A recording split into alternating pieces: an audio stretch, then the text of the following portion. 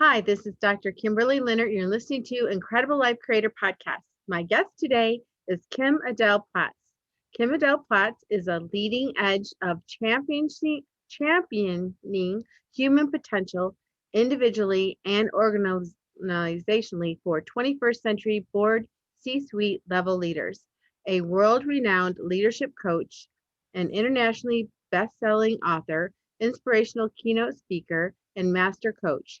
She couples 25 years in the corporate world with lessons she has garnered throughout her amazing and unique life story to help others achieve sustainable transformation for professional and personal success. Kim-Adele's journey has taken her from the NVQ in hairdressing to the boardrooms of the FTSE 250, navigating through some traumatic plot twists along the way. She is also a mother to a beautiful daughter who drives her daily to live life to the fullest and leave a legacy that matters. Welcome to the podcast, Kim-Adele. Oh, bless you. Thank you so much for having me. I really appreciate it. Yes, I'm so excited to have you here and hear your story. And just so people know, I'm Dr. Kimberley Linert, and I am the host of Incredible Life Creator Podcast. And right now I have a podcasting course going. So if you want to get your voice heard, you want to make a difference in the world, you want to get more clients, you just want to be an influencer, please DM me on that. But let's get to know you, Kim-Adele. So let's start by you just telling us a little bit about you, how you started out, how you got to be doing what you're doing today. Of course. So I've had I think a really ordinary journey, but when I share it with people, they're like, yeah, that's really not that ordinary. So I left school at 15 to be a hairdresser. That's all I ever wanted to do. And at 19, ran my own business. Thought I'd made it in the world. I was just about to get married. I ran my own business. I'd got people working for me. I loved my life. And then in my early 20s, I lost the feeling in my hands and legs.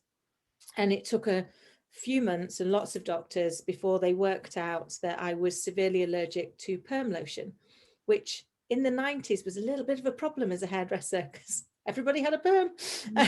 So I wasn't even allowed to be there when other people were perming. I sold my salon to the girl that worked for me. And I got a 15-hour a week temporary contract at the bank as a cashier while I worked out what to do next. And then I spent the next 28 years working my way around financial services and IT for all them subjects, made my way up to board level leader.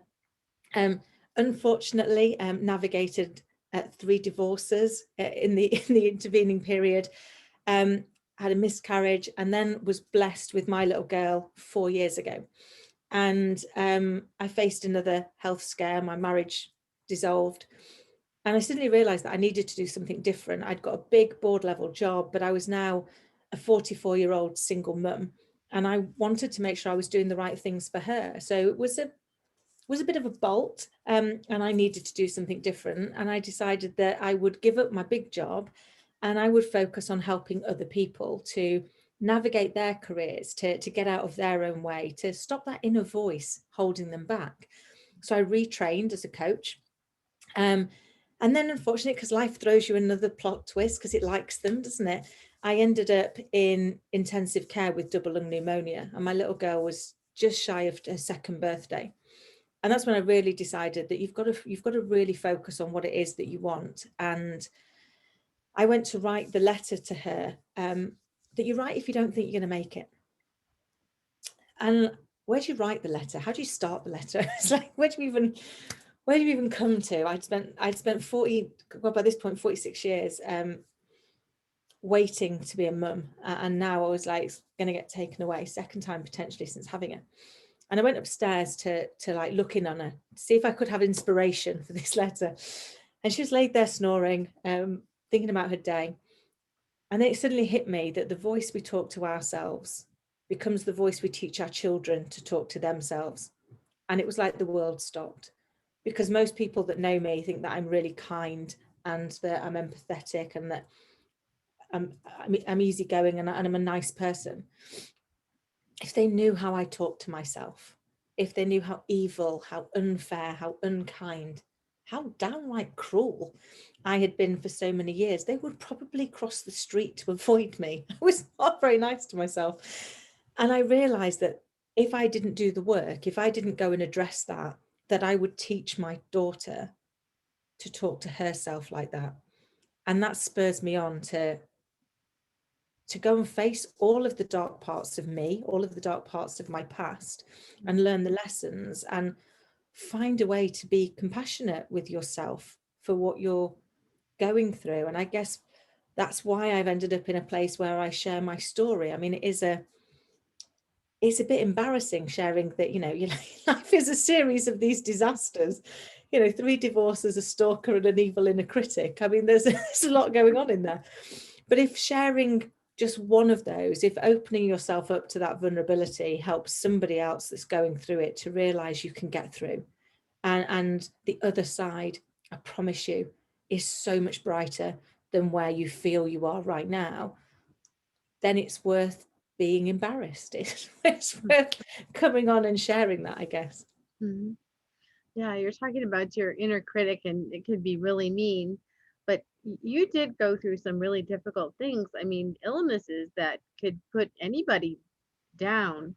So, what are some of the coping mechanisms that actually worked for you during those times? It's a great question. I had some really bad coping mechanisms. I had one that worked for me, but in hindsight was a really, really bad coping mechanism. So I worked out when I was going through surgery the first time. So unfortunately, my marriage broke down 10 days before I had surgery, 4 days before my daughter's first birthday. And the day after, I'd given my job up to focus on our family. So it wasn't, wasn't the most optimum time for me. That was the Saturday, and on the Friday, I went to go and get some coaching work, and the guy went, "We're not going to go with the coaching." And I remember going, "Oh my God, I really need the money." I was like, try not to look like the whole world's like falling in on you. You're dealing with the affair, you're dealing with the fact that means your marriage is broken down. You've got surgery coming. And he turned around and said, "Well, I'm not going to go with the coaching, but could you just come in and run the company for me for 3 months?" And I remember sitting there thinking, I don't know, really. I mean, I've never done exec recruitment, but I really need the money. So I was like, yeah, of course I can. Of course I can. And he said, well, it will start next Wednesday. And I went, right, that's fine. I just have 2 days worth of training that I need to go on. So I can do the rest of it. I'll start on Wednesday, but the following week, I need to have the Tuesday and the Wednesday off. And then I'll be back. I'll do the 3 months. What he didn't know was the Tuesday I went in for surgery, and on the Wednesday they let me out. And on the Thursday I was back at work pretending none of this had happened. I remember my surgeon saying to me, it's like, "Kim, you're supposed to be on bed rest." And I went, yeah, but I've made concessions. So what do you mean you've made concessions? I was like, well, I'm not taking my laptop or anything. I've just like kind of slimmed it down to it's like my handbag, my mobile phone, and my charger. It's like, that's not concessions. But I guess you were kind of in that space where it's like, as long as I'm busy, as long as I keep going, as long as I don't allow myself to focus on how broken I feel. And I remember, one particularly melodramatic point in that particular situation. I remember sitting on the kitchen floor, sobbing my heart out and convincing myself I didn't know how to breathe. And that was really melodramatic because, I mean, we're talking, 3.5 years on, and clearly I can breathe. I'm still here, still irritating people on a daily basis. But that's how it felt at the time. And what I did is I found this coping mechanism, which was I'd start crying at 8 o'clock at night and I'd finish crying at 2 o'clock in the morning. And it meant it was between my little girl's feet, and there was enough time in the morning that I could get up and not look like I'd been up all night being beaten with a wet fish to go to work. And yet I went into work every day with a big beam on my face. Inside I was dying. Right. They don't need to see you're broken. That they need you to help them. They need you to lead them through. So I was avoiding it. But what that meant was every night at 8 o'clock, it was almost elation. It was like, yay, it's 8 o'clock. I can cry. Here we go. And I did it for 4 months. I mean, and now with hindsight, you look back and go, what were you doing? I've got amazing friends. I've got amazing family, people that were around everywhere to support me. And I remember one of my friends saying, I can't decide if you're incredibly strong or incredibly stupid. Because you're not asking for any help. Everything's okay. I didn't know how to. I didn't know how to ask for help. And I guess that's been one of my big lessons in these last 3.5 years, which is ask for it. It's not a sign of weakness. And actually, you're not being a burden to somebody. They want to be able to help you. My brother, who I love to bits, I had to tell him about my illness and the breakdown of my marriage and everything, because I was about to go into surgery 8 days later at that point, and I needed to swap him to be my next of kin. That was probably the most uncomfortable conversation I've had to have, because he couldn't understand how I'd got to that point, how I'd got to nearly being in surgery, and I'd never even told him that there was a problem, that there might even be a problem, that I was going through tests and things. So he now, bless his heart, he rings me every now and again to just check that I've not done anything disastrous, or I'm not needing some form of help that I'm not willing to ask for. And that for me was a big eye-opener. I hadn't wanted, I knew I wasn't a burden, I knew I was loved, but I also know people have got their own challenges, people have got their own everyday things, and I didn't want to add my burden to their load. But actually what I realized was I wasn't giving them chance to help. And we all know how lovely it is when we help somebody, that feeling we get when we genuinely added some value. And whilst trying not to be a burden, what I did was not allow anybody to feel good about the fact that they could help you too. And give yourself the chance to go, you're not in it on your own, because you're not. Even if it feels like it, you're not in it on your own. And I think for me, the other thing that I learned around coping, which really works, and I share this with clients all the time, is at the end of every day, I used to write down anybody that I had touched. And by that, I mean anybody that had said thank you or had smiled or gone, oh, that's really useful. Write it down. And then write down what were the 1 or 2 things I learned from that day. And the learning doesn't mean to say you got it wrong. You could have thought something was going to go really, really wrong. And you got to the end of it and went, oh, that was all right, wasn't it? That was quite good. So you can put those parts down. And then, as a result of that, what's your feeling for the day? Because when you have those bad days, you can then go back and look at the journal and realize it's a bad day. It's not a bad life.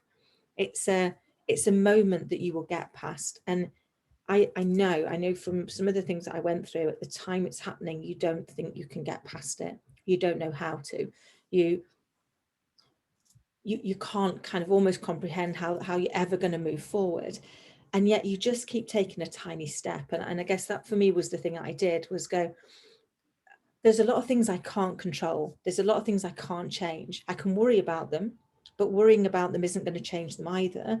So actually what I'm going to do is what is the thing that I can do next? What is in my gift to do? And let me keep doing that. Let me keep, even if it's a tiny, tiny step, at least I'll feel like I've done something. And be kind to yourself. I used to set myself a goal, which for a lot of people, this is going to be the really, really lame goal. But I used to set myself a goal when it was really bad, where it's like, if I manage 12 hours of adulting today, if I can get through 12 hours and be an adult, that's a darn good day. I can be proud of that.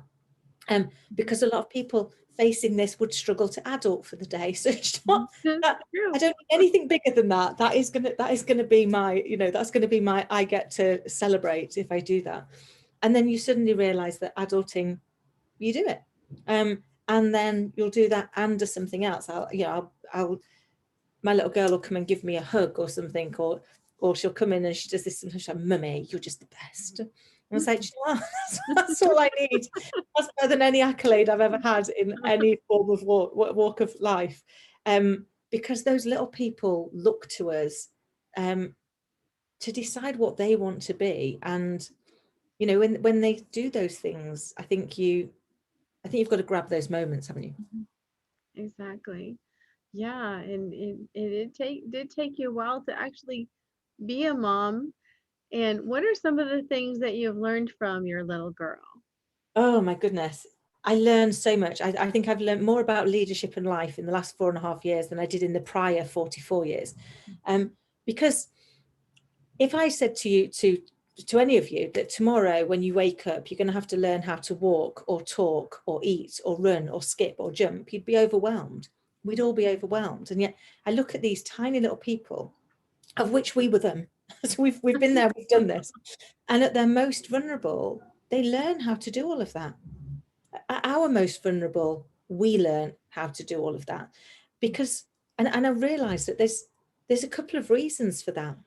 So the first is they don't really know how to say no because they're learning the language. So they can't go, no, I can't do that. And I'm just going to sit down. they don't know that yet. The second one is they want to be like you. So you're doing it, they want to do it. You know, anybody that's been around children knows that they're desperately trying to be the adult. They want to be just like you, whatever that is, whoever you are, they want to be just like you. So you're walking and talking, they want to walk and talk. But the third, and I think for me, this was the kind of real crux of kind of what I now do for a living, was, again, if you've ever been around children that are learning to walk, everybody near them believes they can do it. Everybody near them is like, come on, you can do this. I know you can do it. You're so close. So what they do is they lend their belief. So whilst you were really small and really little and you didn't know if you could do it or not, these people that you know, love and trust are telling you that you can. They're spurring you on and they're there to catch you when you fall. So we can do that for each other. We can do that for each other at times when we're feeling like we don't know how to do this, that we're a little bit overwhelmed, that the mountain might be too high. It won't be any higher than learning to walk when we were babies, right? Because that makes no sense, does it? So you can look at how big that is. Look at how big that is, and yet we did it when we were at our most vulnerable. So if we can do that, we can do anything. But what we need is the people around us to lend us their belief, to be there to catch us when we fall, to create that safe space. And whether that's as individuals, whether that's as leaders, whether that's as friends or family members, we can do that for each other. And the impact is immense. Mm-hmm. Wonderful. And as you're talking about having people around us that, you know, believe for us, sometimes when things do seem insurmountable. So I've heard that the most important people are the 5 people that are closest to you, that you choose to be closest to you. So yeah. Who are some of the people that are the closest to you? You choose to have them close to you, and why did you choose them? Oh, great question, because it is, you do become like the 5 people that you're closest to. So one of them, if I'm honest, is my little girl. I mean, I guess that's because it's just the 2 of us, but she's such a confident, she's such an old soul. So she's definitely been here before. She thinks she's my twin. So we are the oddest twins since Schwarzenegger and DeVito. But she'll be like, Mummy, we have to have a plan. One of them is my brother. And that's because he's always been there. He's been my rock. We've been best friends since birth. Don't get me wrong, doesn't mean to say we didn't fall out over the years. Siblings do that. 14 to 16 was a particularly fraught time for anybody that knew us. But now that we've settled into our older age, I think we come into our own. I'm extremely proud that one of my best friends has been my best friend for 44 years this year. So nothing on paper says that we should still be friends. We've got very different walks of life, but we always will be. We're grounded. And I think it's good to stay grounded. And then I've got 2 people that I'm in business with, and they've been very recent, last couple of years, but really around helping me to see what I can't see for myself. So I have some people, when we say hold up the mirror to yourself. Mm-hmm. And I think we've got to be very careful with that, because you'll have some people that hold up the mirror. I'm one of them, and they see every wrinkle, every pimple, every bit where their eyeliner wasn't quite right, their hair's out of place. They're very critical. Mm-hmm. Other people, they hold up the mirror and they don't have a mirror. In their mirror, I'm a supermodel, which I know I'm not, because they're slightly distorted. For me, my distorted view of the world was I couldn't see any value that I added. So the other 2 people that are now in my life really help me to see, 1, where I add value, but 2, where my blind spots are, because we all have those blind spots. And they help shine a light on those and help me become better, to have more impact on the world, because we can't see our own blind spots. We're blind to them. So even if they're really, really obvious to the rest of the world, you'll carry on blindly doing the same thing because you just can't see what it is that you're doing wrong. So for me, they are great because and the whole 5 of them, I've got absolute trust and faith that they love and care for me, and that when they're telling me where I get in my own way, or something that I'm not doing as well as I could do, I know it comes from a position of love, care, and trust. And I think, I guess the thing that I've learned over the years is, as human beings, the one thing that connects us all is that deep down, we all want to be listened to, we want to be understood, and we want to be respected. Now, it doesn't mean to say we can't disagree with each other, but you disagree, you don't disrespect. And I think if when you can find the people around you that make you feel respected, even if they're disagreeing with you, even when they're going, really, when you do that, no, just stop. Yeah, I talk about it often as that that critical best friend, the person that tells you your bum looks big in something before you've trotted out for the day, not when you've got back having thought that you were like rocking it for the last 10 hours. You kind of need those people, because that allows you to stay grounded. And I think with everything that's going on in the world, having that ability to be grounded is a great, it's a great gift that people give you. Beautiful. Now, I was thinking about, when you were going to work, crying in the evening and then putting on a happy smile at work. And there's something that's very prevalent right now with everybody going online and having to appear perfect. This, sometimes they call it imposter syndrome, where you're out there, you're hoping you're projecting this certain image, but in the background, your inner critic is just saying, you're not that. What do we do with that? How do we handle that and actually come out as our authentic self and as our powerful self? It's such a great question. So I struggled with my imposter syndrome for years and years. It was so bad at one point that I was given a coach, and my boss said to me at the time, I've never met anybody who beats themselves up as regularly or as harshly as you. And if it weren't for the fact it was so tragic, it would be a key skill. It's like, well, that's what you call feedback, isn't it? It's like, right, okay, I'll take that. And I went to speak to my first coach, and he said, talk to me. What's it? I said, I'm just hopeless at my job. And he went, right, okay. Any facts? No. I just know I'm hopeless at it. Okay. Anything that tells me that you're good at it? No, nothing. Right. Nothing. Nothing. He said, can I give you some facts? And I said, yeah, please. I mean, I just desperately need help. So anything you can do. And he was like, right, you're in your 4th quarter of double-digit growth. And I went, yeah. He said, you've got the most engaged workforce in the entire global organization. In fact, you're ahead of the 5-year curve. And I went, yeah, that's true. He went, you just got given leader of the year. And I went, yeah, that's true as well.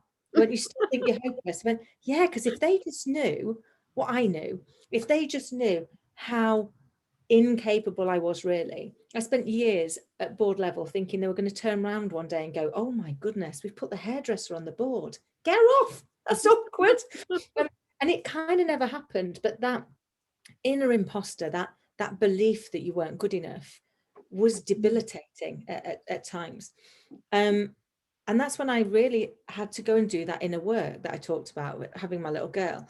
And I spent a lot of time having to go and understand, where did it come from?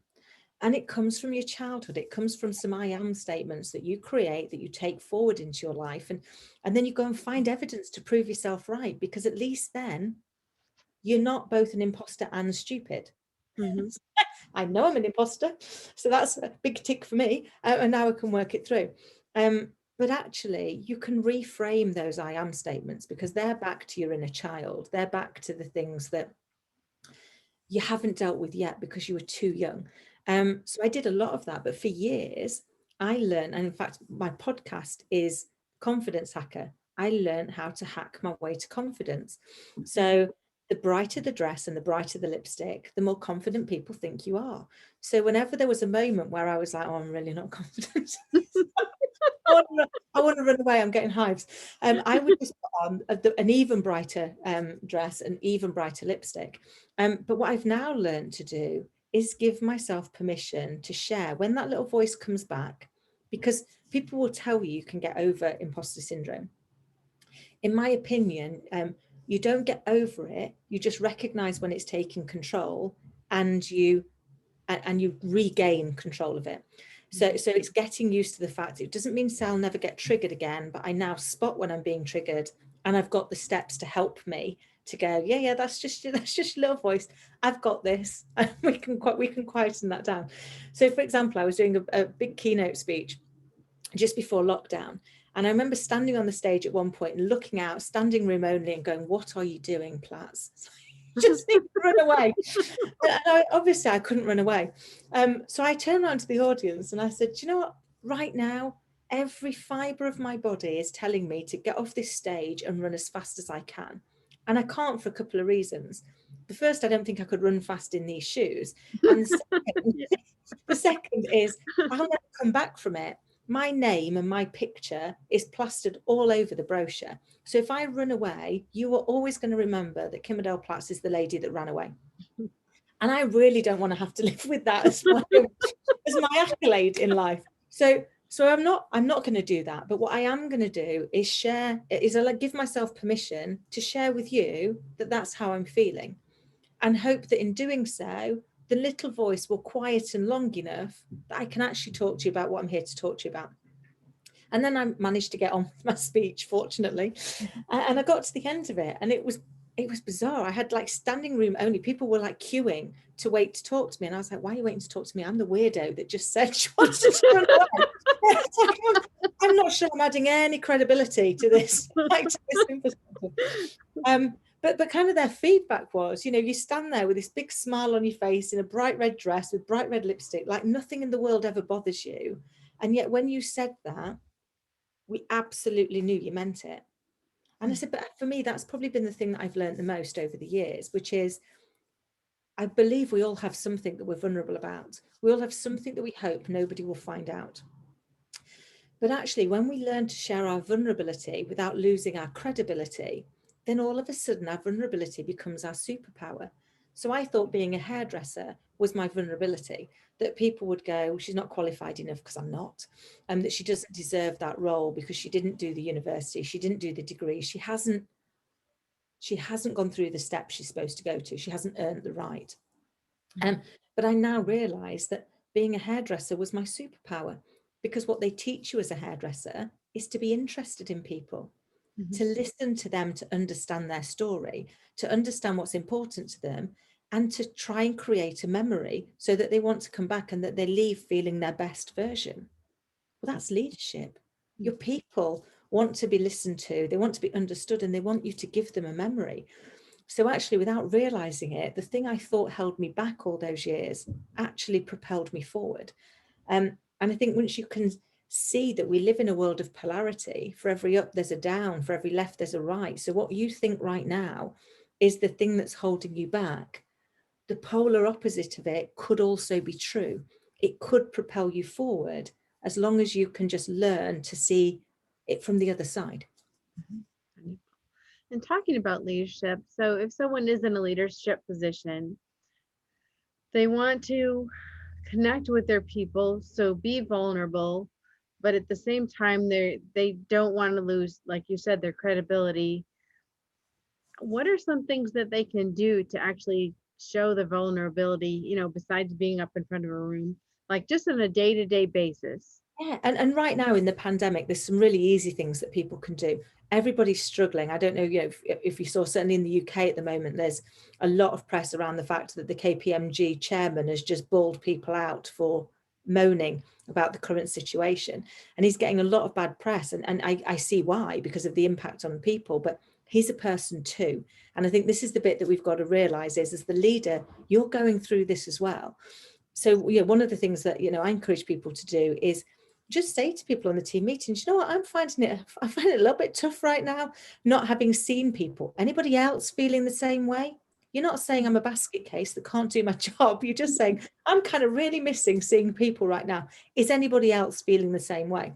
Mhm. Because it allows your people to go, yeah, do you know what? I'm a bit fed up with the Zoom calls, or I could just do with talking about Netflix for 10 minutes or a virtual water cooler or a something. So you don't have to suddenly air all of your dirty laundry to demonstrate that you're showing some vulnerability, but you can say in a certain situation that that actually I'm struggling with this. Or if you've got to have a really awful conversation with somebody, whether that's in work or not in work, you can share that actually, do you know, I'm a bit conflicted about bringing this up.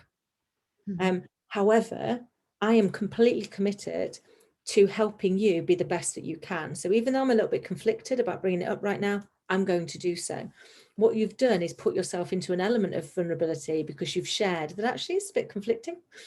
I'm still doing it, but I'm slightly conflicted. The other person can now share some of their vulnerability that goes, actually, this is how I feel. And all of a sudden you're in it more together. So I think it's finding those subtle things. There is an amazing book which is called Crucial Conversations. It's fascinating, whether that's in conversations you've got to have in your relationships, in your partnerships, or in just in life in general, or with leadership. It's a brilliant book about helping you understand that when we get into those conversations, they call them crucial, but it's actually about, when there's an element of conflict where it feels like it's got a little bit fraught. And as human beings, we're designed to respond with either silence or violence. So either we get very aggressive and shout and get grumpy, or like I did, which I thought was a brilliant coping mechanism, I used to go really quiet and walk away. Well, neither one of them helps. Neither one of them is actually addressing the issue. So this book helps you to understand how, in framing it, in being able to get comfortable with sharing just a little bit of your vulnerability. So, not bleed yourself dry and go, this is where I am, and now I'm hoping you're going to do the same. But a little bit, actually, you can take the fear out of a conversation, and then you can pretty much deal with anything. And I think for me, that's probably the piece in leadership, which is find those subtle bits to say, I'm looking forward to when we can be in the office because I'm finding this hard. Or, do you know what?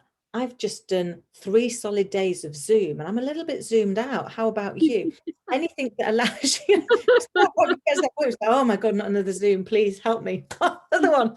So much smiling. And actually, do I look here or do I look here or where am I going? Because we've made it so complicated for ourselves. And some of that can be sharing it. I often go onto a Zoom call and say, I know etiquette says I should look here because that means that when you see me, you see I'm looking at you. But the reality is I want to look here because that's where you are.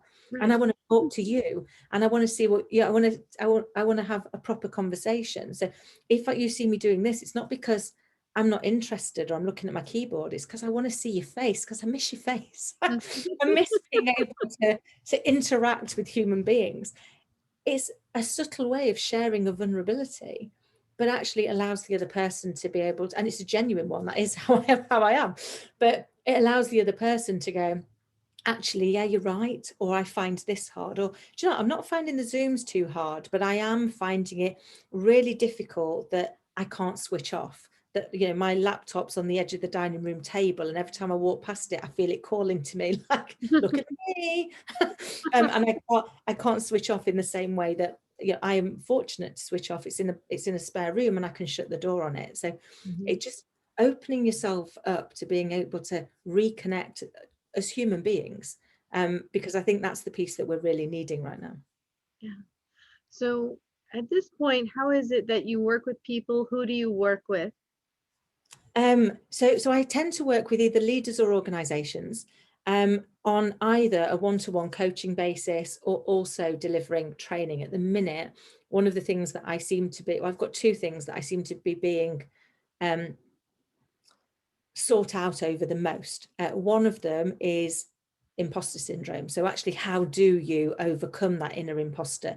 How do you learn how to regain control when it's taking over? And the second one is for senior leaders. Actually, how do you engage, enthuse and empower your people in the remote world, particularly if it might not have been something you were good at face to face.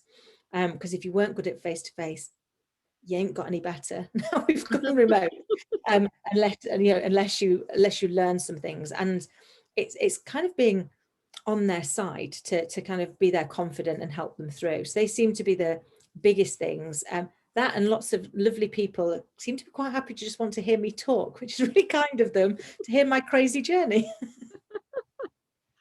Oh my goodness, how fun.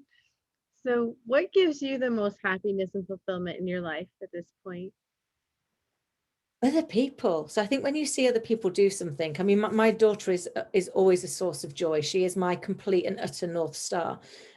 But so is seeing people get out of their own way or achieve something they didn't think that they were going to be able to achieve. Because that's just lovely. And I think when you see somebody do something they didn't think they were going to be able to, it gives us all hope. It gives us all hope that we can do something we didn't think we could do, or we might not be able to achieve. And the only thing greater than fear is hope. So I think when you can find hope, particularly right now, even in the smallest things, it allows you to rebuild your emotional bank account for yourself to enable to get you through the turmoil that we're in, because we don't know what's going to happen next. So I think seeking joy, and one of the things that me and my daughter do on the way to nursery and on the way home is we do what are we grateful for. And she's only 4, bless her. But she'll now get in the car and go, Mummy, we've not done what we're grateful for. And I'm like, we have not. Let's do that now. But in doing so, and actually I have a gratitude journal as well. In doing so, you suddenly find how much more you've got to be grateful for. Because what you look for, you find. So if you're looking for joy and gratitude, you find it. And if you're looking for things that aren't going to go well, trust me, they're there to find as well. I know. But I now try and go, I don't want to look at you. I'm going to do an ostrich. I don't want to look at you. I want to find where's my silver lining. I want to find what's the thing I can be grateful for today, because that's going to fill my energy up and give me the strength to get through whatever the challenge is. Because over the years and all of the issues that have come my way, I've realized that everything in life is either a lesson, a blessing, or both. And once you realize that, when it's a blessing, brilliant. When it's a lesson, ask yourself, what's this teaching me? What am I supposed to learn? What can I take from this that is going to allow me to be a better person for the people around me and make a better difference? And it allows you to take something horrendous, like a miscarriage, and find something from it that you can take into your future and do well with. Doesn't take the pain away. Pain's still there. But it allows you to find some hope in what felt like a hopeless situation. Beautiful. So if people wanted to connect with you or work with you, where can they find you? And also you have a new book coming up. So why don't you just kind of go through a list of what you're offering now and where people can find you? Of course. So I either offer private one-to-one coaching or group training. You can find me at www.Kim-Adele.org. I'm also on most social media as Kim-Adele10, and I'm on LinkedIn as Kim-AdelePlatts. I have a new book that's out in hopefully end of April, which is called, and forgive one of the words in this, it's called You Couldn't Make This Shit Up: 3 divorces, a stalker, and an evil inner critic. And it's basically not just my story, but the lessons that each one of those taught me as a person, as a leader, and as a parent, in the hope that just sharing some of my embarrassing stories might help anybody reading it to not have to face it alone.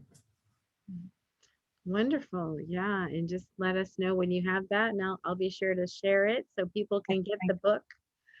So, Thank you. yeah. And thank you so much for being on the podcast today. Oh no, thank you for having me. It's been such a delight, and thank you for letting me witter on my story. I hope at least some of it has been helpful. Yes, I think it's very encouraging for people, because sometimes we think we're the only one, we're the only one going through this stuff, but we're not. A lot of times people are going through all sorts of things. And like you said, they just walk into work, all smiles. No one has any idea. So let's encourage and help each other. Absolutely. So I have one last question before we finish today.